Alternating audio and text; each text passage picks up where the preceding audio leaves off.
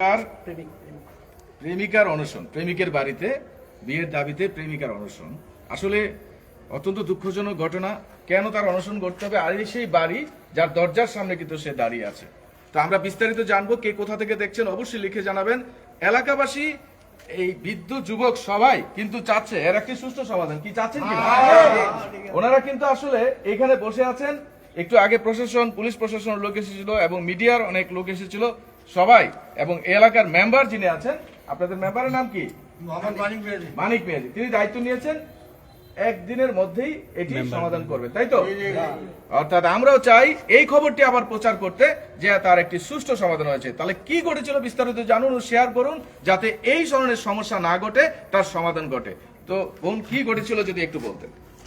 আমি ফাতেমা, আমার বাড়ি হচ্ছে পশ্চিম দুর্গাপুর, আর ওই যে সিয়ামের বাড়ি হচ্ছে এখানে পার্শ্ববর্তী গ্রাম বড় দুর্গাপুর মিয়াজি বাড়িতে। তো ওর সাথে আমার সিয়ামের সাথে আমার সম্পর্ক হচ্ছে 4 বছর ধরে। তো 4 বছর ধরে সম্পর্ক, মাঝখান দিয়ে কয়েকদিন ছিল, তারপর আবার ঠিক হয়েছে। তো ওই দিন সিয়াম আমাকে ঈদের পরের দিন বাসা থেকে বের করে নিয়ে গেছে বিয়ের কথা বলা। তো চাঁদপুর নিয়ে গেছে তারপর বিয়ে করে নিয়ে ওর বন্ধুর বাসায় নিয়ে গেছে। ওর বন্ধুর বাসায় নিয়ে রাখা, তারপর আমাকে ওর বন্ধুর বাসায় ও থাকছে, আমিও থাকছি ওইখানে আমাদের মধ্যে সবকিছু হয়েছে, ও ছিল। তারপর ও সকালে বলতেছে আমাকে, আমি বলছি জায়গা নিয়ে যাইতে, আমার বাসায় জানাজানি হয়ে গেছে যে আমার ওর সাথে চলে গেছি, তো আমি তো আর বাসায় আসতে পারি না। তো বাসা থেকে কল দিতেছে, তো ও বলতেছে টাকা নিয়ে যাইতে, ও বলতেছে টাকা নাই আমার কাছে। তারপর ও আমার বাসায় পাঠাই দিছে। বাসায় পাঠা দেওয়ার পরে ওরে বলতেছে একটু ম্যানেজ করে থাকো বাসায়, আমি দেখতেছি। তারপর আমি বাসায় আসলাম। বাসায় আসার পরে ও যাই হোক, আমি আম্মুর পায়েটায় ধরে কান্না টান্না করে থাকছি। ও ঠিক সন্ধ্যার টাইমে, সন্ধ্যার 6টার সময় আম্মুর কাছে কল দিয়ে বলে দিছে যে আমি ওর সাথে ছিলাম, এরকম করছি। তারপর আম্মু আমাকে বাসা থেকে বের করে দেয়। বাসা থেকে সবাই জানাজানি হওয়ার পরে বাসা থেকে বের করে দেয়। বাসা থেকে বের হওয়ার পরে আমি সকালে ওরে কল দিই যে আমি এখন কই, যে মো বলতেছে আমার একটা ফ্রেন্ড আছে সাইমা, ওর বাসায় যাও, আর না হলে আর তোমার কোনো ফ্রেন্ডের বাসা ম্যানেজ করে। আমি দুই তিন দিনের ভিতরে বিষয়টা দেখতেছি ফ্যামিলির সাথে বইলাম। তো এরকম করতে করতে অনেক দিন হয়ে গেল। তারপর আর ওই করলো না, আমি এই ফ্রেন্ডের বাসায় থাকছি। তারপর ওই লাস্ট যেদিন 29 তারিখ ওর সাথে কথা হয়েছে, ও বলছে আমার বাসায় চলে যাও, আর যদি না করতে পারে, আমি তো ম্যানেজ করতে পারতেছি না বাসা, আমি কি করবো আমি বুঝতেছি না। তাই বলে ফোনটা বন্ধ করে রাখছে। তাই এই জন্য আমি ওর বাসায় আসছি। কতদিন যাবত আছেন এখানে? এখানে আসছে 4 দিন। হ্যাঁ, আজকে কি হলো 4 দিন, আজকে সহ 4 দিন হবে। হ্যাঁ। আচ্ছা, তো কোনো নিরাপত্তাহীনতা বা কোনো সমস্যা ভুগছেন কিনা? হ্যাঁ, অবশ্যই ভুগছি। আসলে আপনার এই এখন বর্তমান যে সরকার আছে, অর্থাৎ এই সরকারের প্রধানমন্ত্রী হচ্ছেন জনাব তারেক রহমান, এবং আমাদের মাননীয় এমপি সাহেব হচ্ছেন জালালউদ্দিন সাহেব, ডক্টর জালালউদ্দিন সাহেব।